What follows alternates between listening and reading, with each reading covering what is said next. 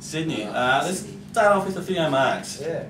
I think that was probably the main race of the day, and a surprise, or a little bit of a surprise really, I thought. I mean, most people expected, you know,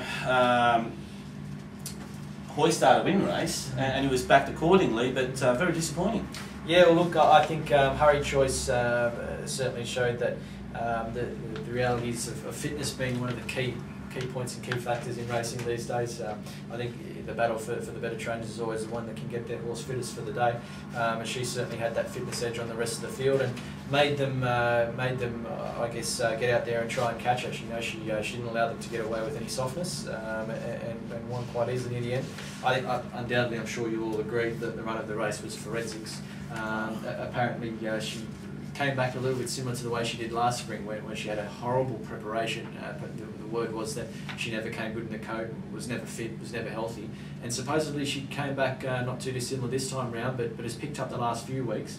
Looked pretty ordinary, I thought, on TV before the race. And for her to put in that run like she did there was enormous. And I think you can follow her with extreme confidence going forward. Maybe something like a Maya Classic in Melbourne. She's a quality mare, there's no doubt about that. Oh yeah, she's... I thought there were a number of outstanding runs in that race. Yeah. So the points you make are very valid about it. Yeah. You have some thoughts on this? Yeah, look, at the bit yeah, look, I thought the winner was it was a good reward for a she's been a handy filly mare, hasn't she? Handy she mare, deserves a win, yeah. She's been consistent this time in, and she's been thereabouts. So, you know, I think that was you know, a nice win for her. Forensics run was outstanding. Showed a great turn of foot. She's going to be awfully hard to beat in races like the Epsom if they have a crack at that. I know she's predominantly performed against the fillies up until now, and she failed in the Doncaster, but you know, she really put the writing on the wall last time in that she was a high quality mare, and I think that it's good to see her come back. Ice Chariot was a good run for a stay-up. Oh, outstanding, really. Yeah, it looks like he's come back well himself, and I thought All Silence run was outstanding. Should have won. He was blocked. And should have won. When he was just about to make his run, he was stopped in his tracks. The horse had to be pulled out, make another run, and he still had the audacity to run on very strongly. He's a high quality horse, and I think again, a race like the Epsom is going to be very hard to beat. I agree, and all the races leading up to that race, and well, I guess I've got a soft spot for him in my heart because being half to private steer out of Lucian Owen, yeah, he didn't get a crack at him. I guess it's easy to be critical of jockeys sometimes, but Peter Abel was following Hoystar through, I guess believing the Hoystar would bring him into the race, but Hoystar was a massive disappointment. Look, I think... and sort of fell back on his lap a little bit, had to opt for other options to get out, make a run. Hoystar's a bit of an enigma horse. He's a big, you know, almost a bit cardy as an individual. And those types of horses, they need to find their rhythm. They can't be stop-start. They can't act quickly. And he just, I think, when they sprinted, he just was probably in the wrong spot. Probably next time, ride him a little bit more quietly. I'd like to see him ridden quietly. Yeah, just let him come into the race. Yeah. I think he's the style of horse who is going to put in the occasional unexplainable effort like yesterday, because he just doesn't have too many options. He's not one of those horses where... he's still a stallion, though, isn't he? No, he's been cut. He's been cut. No, he was actually... He still races like a stallion. Well, yeah, he does. Well, you know, I think he was a very ungenuine colt, and since they cut him, he's been a little bit better. But no, look, he's got a bit of an awkward action. He's got that bit slightly upright, gets his head up in the air. It's not the most attractive looking action. Look, he's not a favourite of mine. Matty's been a big fan of his, and we have a bit of a running battle there.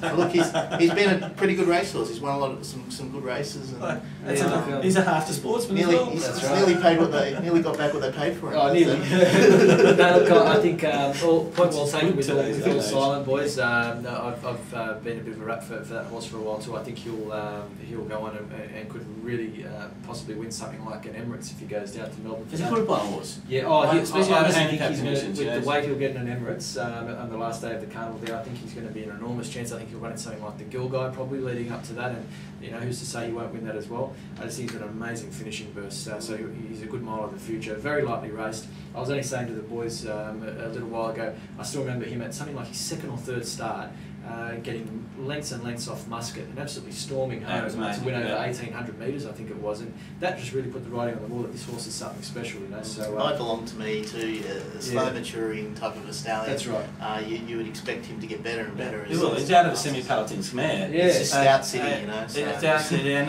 let me tell you that Dame's pedigree. There's 3 or 4. Grand National Steeplechase winners in the race. No, seriously. Yeah, no, I'm saying you know back to front. And I do, and I always used to say to John O'Shea actually that I thought Private Steve wouldn't see the best of her until she got up to 2000, and when she won the Doncaster and all age, Bossy got off and agreed to. She's looking for 2000 already, to believe it. And we never got it. Speaking of Grand National Steeplechases, hurrah!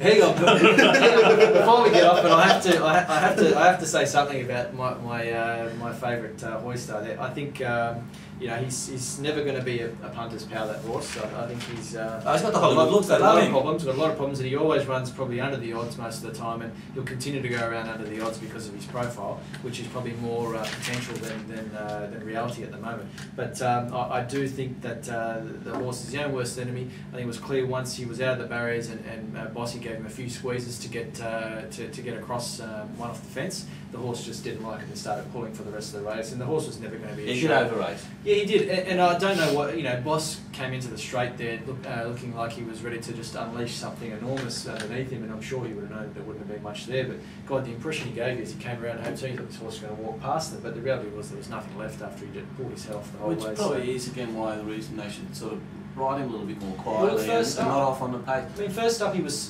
clearly unfit, you know, against a superior fitness in Bankrob. It gave him plenty of gave him 8 lengths at the 600, gave him 6 kilos, should have won the race. Yeah, you know what I mean? So it's enormous effort. I don't know why they didn't adopt the same tactics there again, but I think there was sort of a train of thought that there was no speed in the race. They didn't want to get too far back. But he's not a horse you can give a couple to and expect him to come back underneath you. He never will.